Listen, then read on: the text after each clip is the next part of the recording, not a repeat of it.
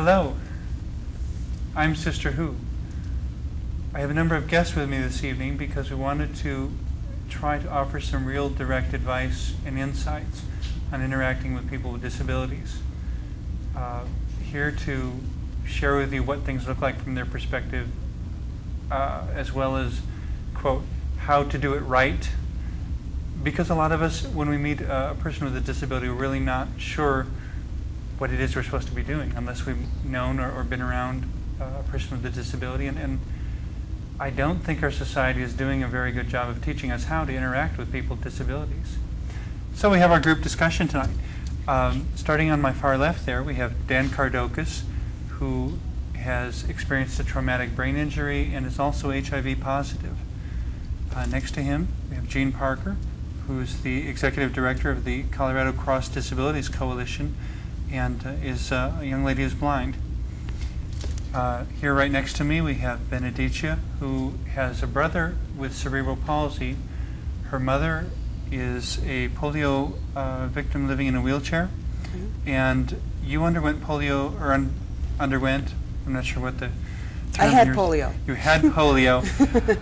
You were one of the fortunate ones to kind of recover, but now you're facing what's called post-polio syndrome. Mm-hmm. Okay. Terminology is always the hardest part, I guess, when you're dealing with disabilities.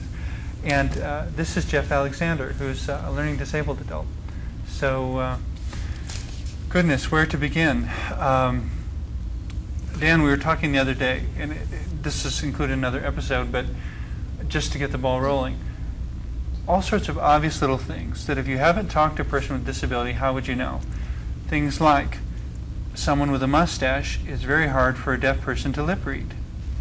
Well, another thing that I just thought of, I know that you didn't realize you were doing it, but when you referred to Jean as far as being a polio victim, a lot of persons with disabilities now are trying to get away from the, quote, victim mode. Yes. And now, you know, I find out that a lot of people really like the term survivor. Okay. Because we're in the process of really overcoming a lot of obstacles.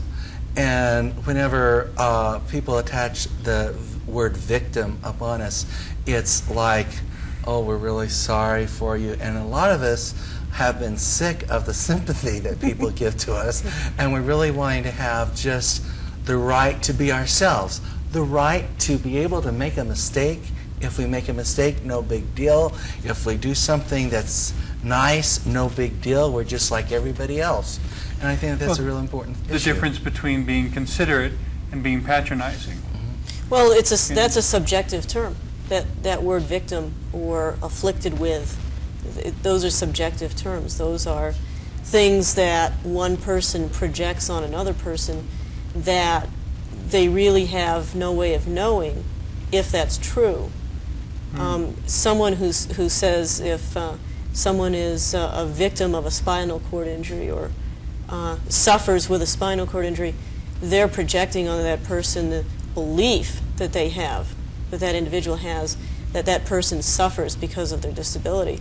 And it's simply inaccurate. And as Dan said, it comes from a long history of terminology that people with disabilities have been subjected to for many, many years, which has altered the perception that society has of us to the degree that what we're fighting now in legislation like the Americans with Disabilities Act and so forth is really almost a societal pathology of ingrained beliefs that are very unhealthy.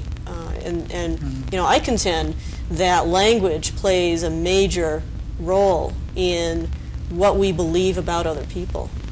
Albeit a very subconscious one, but you know, we shouldn't underestimate the effect of the words just because we're not thinking about what we're saying. Mm-hmm. I do apologize for stumbling over that. We'll forgive you. It's a problem because victim puts the person in a passive role. If you are a victim, you have been done to, and there's nothing you can do about it. Whereas if you're a survivor, something may have happened to you, but you're out there fighting back. You're trying to get your life, whatever level it may be, you're getting your life back on track. Or if you just are a person who is a person who has had polio, or a person who has a traumatic brain injury, puts it into the context of normalcy and not into a context of something that is unexpected or in some way perceived as tragic. And and the last time that I was on the show, we talked about people's perceptions and trying to create an environment where disability is a normal, expected part of life. And so the language that we use is very, very integral to creating an environment where disability is something that's normal and a normal and expected part of one's existence. You're also not defined by whatever that disability may be. I'm not defined by the fact that I had polio. It may become a larger part of my life in the future, so I'm planning for it right now. Big deal. But I'm one of the lucky ones. I know this is coming. I can plan for it ahead of time. It may become a larger thing in the future, but that doesn't define my life. You know how much else I do with my life. I'd be curious, Jeff, what kinds of language people use when they interact with you, because I'm wondering if it's always obvious to people that you have a disability, and especially when they're interacting with you, what kinds of language they use that isn't appropriate, just to give an idea. One of the things they talk down to me. They treat me like an 18-month-old. I've done more in the last 6 years with my life than anyone else. I feel as if I'm being treated like dirt. There's no reason for it. There's absolutely no reason. I'm capable of taking care of myself. I'm capable of doing a lot of things. So what would you want them to say to you? I just want to be treated like a normal human being, which I haven't been.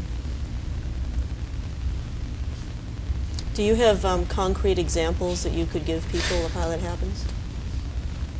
I've got a couple.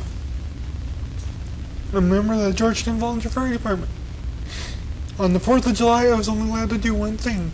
That was to stand out in the middle of the street on the 4th of July and collect for the fireworks. And without me, they wouldn't have had any money. I collected $1,000 that night. By That's certainly an myself. accomplishment. Did you feel recognized? No, I didn't.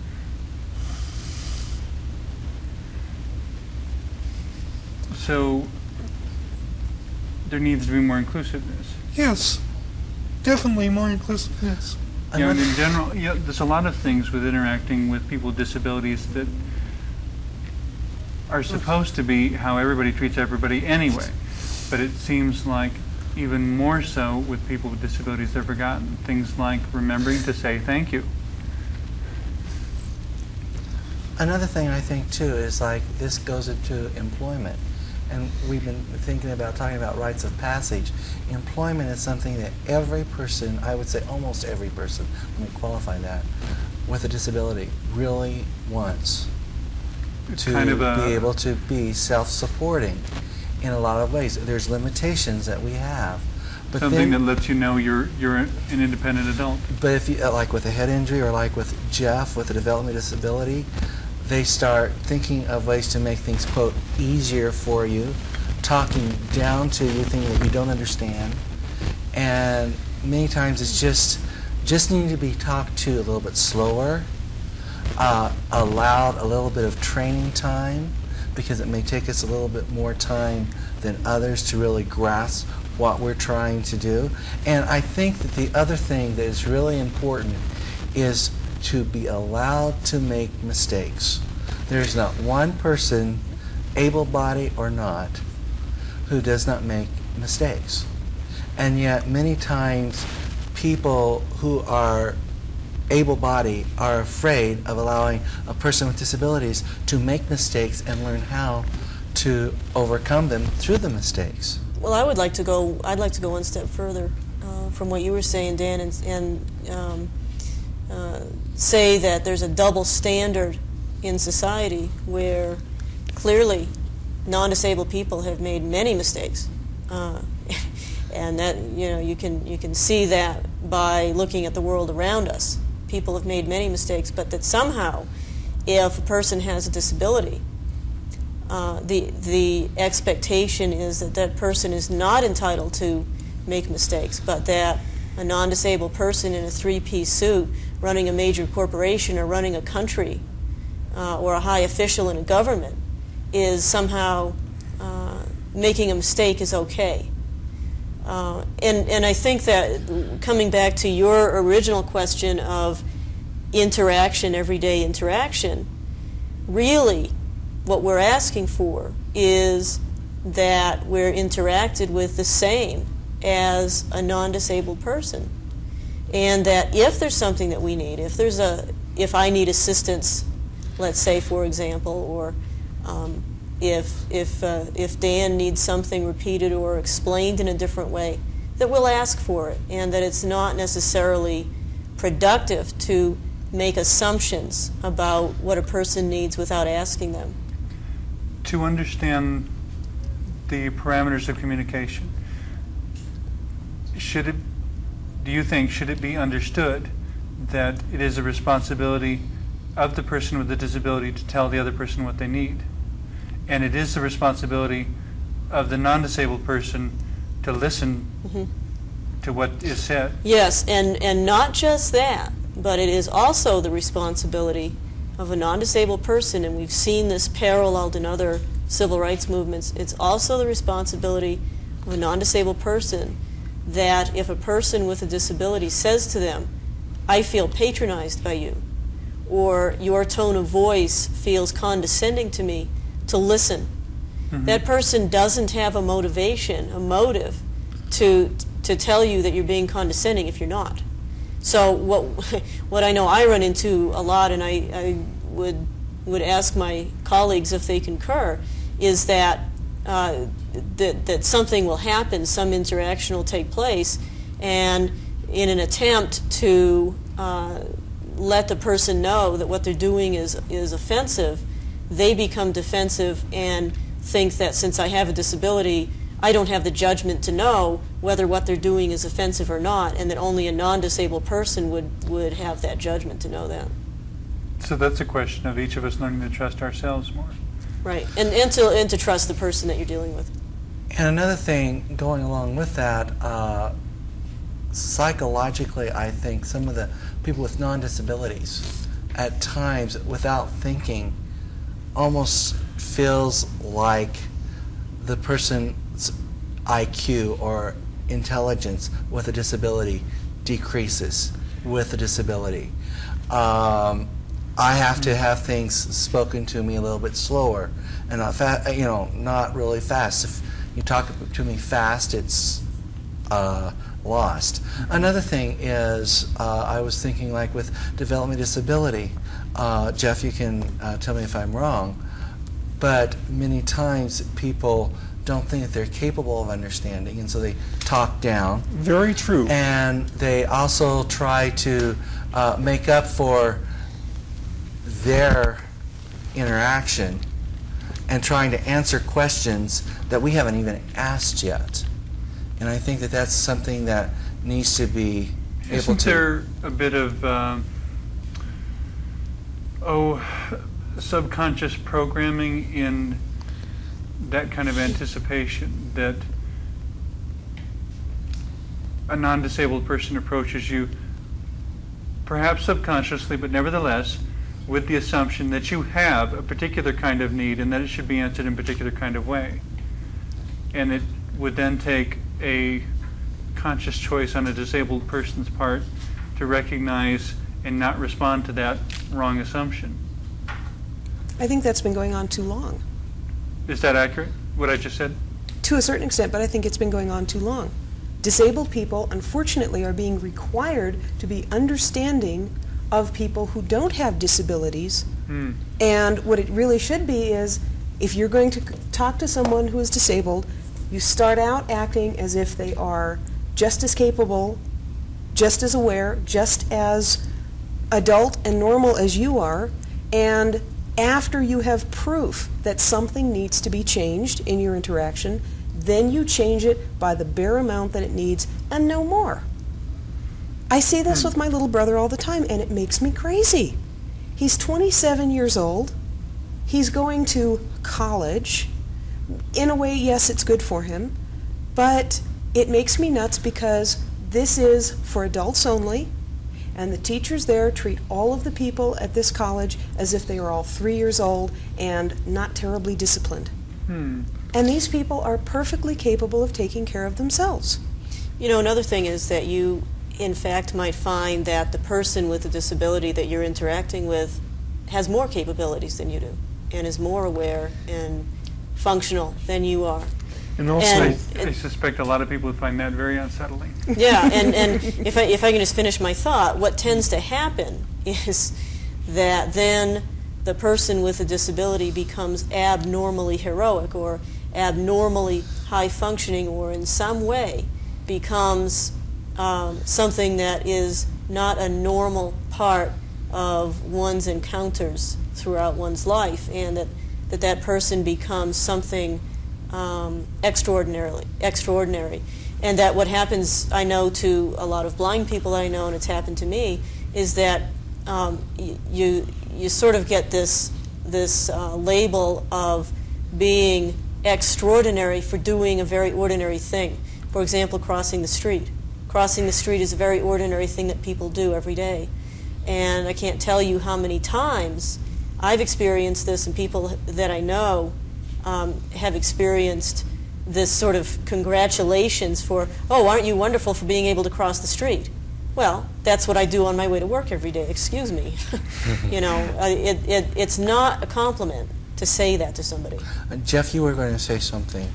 it's very hard at times to be out in public with someone else who cuts down, puts you down to the point where you don't even feel like you exist. I mean, there are times when I'm around out on the call, like somewhere around town in Georgetown, that I feel as if I don't exist. I feel like I'm a ghost. And I think it's totally uncalled for. I think there's a lot of fear in that, though. There are a lot of people, you know, rightly or not, but there's a lot of fear in it because there are a lot of people that if you confront them about how they treat people with obvious disabilities, you know, their first reaction is kind of backing up and sort of, you know, putting their hands behind them and hoping it doesn't show, because it seems to boil down to it might be contagious. We all know it's not. In our heads, we're all aware of this. But people don't react from their heads. They react from their guts. I don't think we do all know it's not. I really don't. I think that there's a piece of subconscious thinking that really isn't sure with some people that it is not contagious. Another that's thing the fear is they are faced, a person that is non-disabled suddenly is faced with the reality of how quickly they can become disabled. You know, a disability can happen anytime, any moment, regardless of race, regardless of age, Regardless of money. regardless of whether you're a man or a woman. It's totally non-discriminatory, whichever way it is. No insurance policy will protect you. Yeah. Regardless if you're an elected official. Yeah, and you see, people are afraid of facing that reality.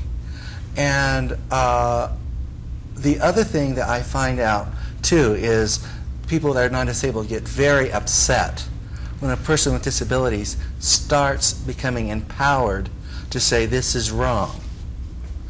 I don't want this anymore, just like the Capitol access.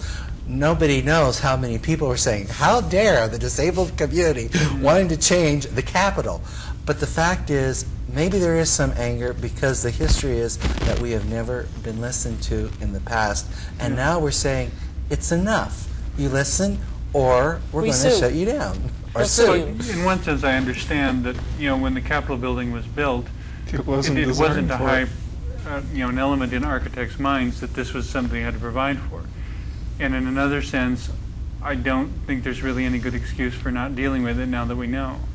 Well, not only that, Sister Who, and one thing I don't know whether you're aware of or not, they were supposed to make it accessible in 1973 with the Rehabilitation Act.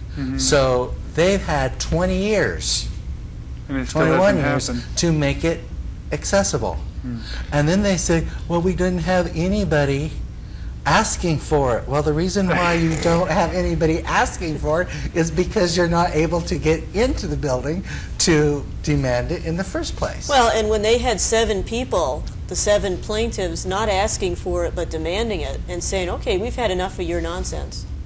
We're going to demand now that the Capitol be accessible.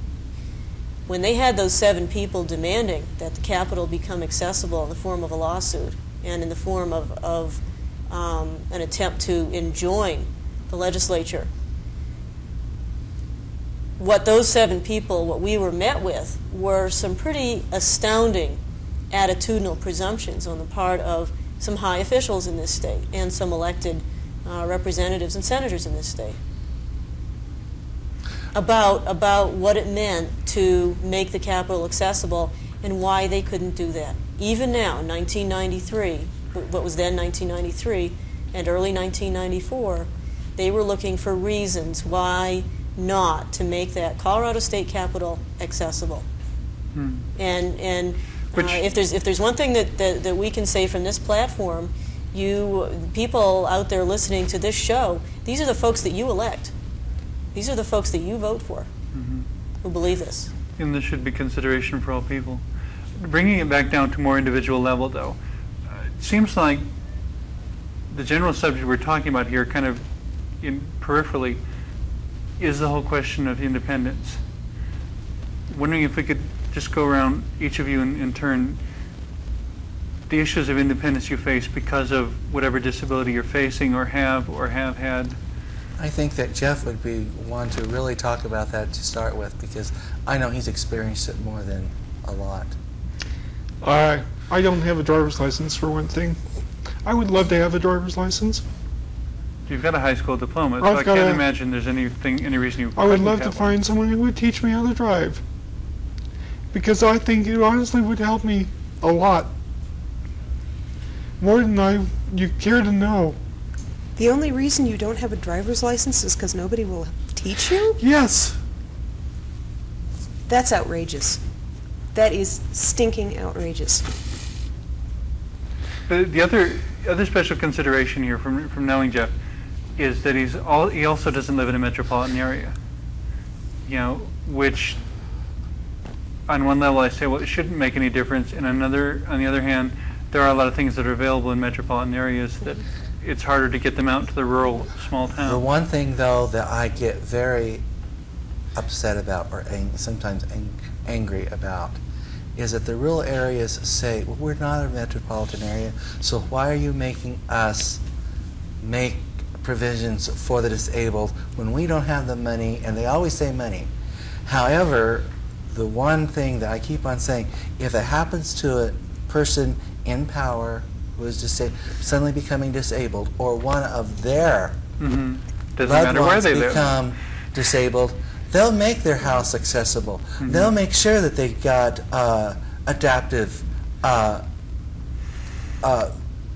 equipment to drive a car. They'll make sure that they don't lose their independence. But it becomes an issue when other people are trying to gain independence. People are getting afraid because they're not knowing how to really handle that. They're afraid, again, of a person making a mistake in driving a car. Well, I think it's like Gene told me once, that it's a question of it becoming a priority.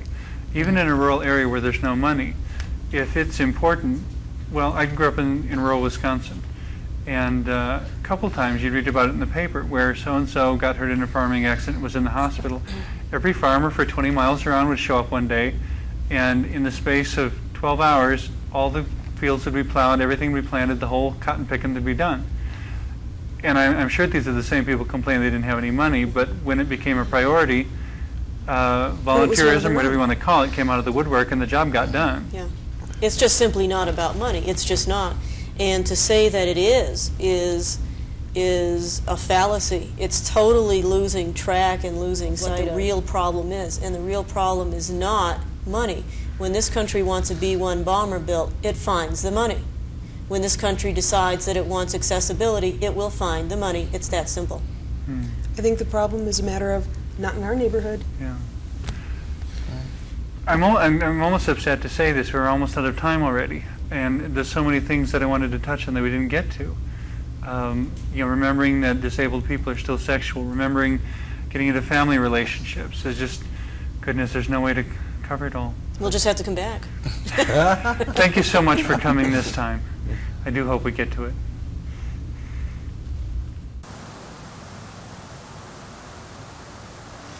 Thank you for joining us. And now may you be blessed with love and peace in the pursuit of your own dreams and in all your dealings with the diversity of humanity around you. Amen.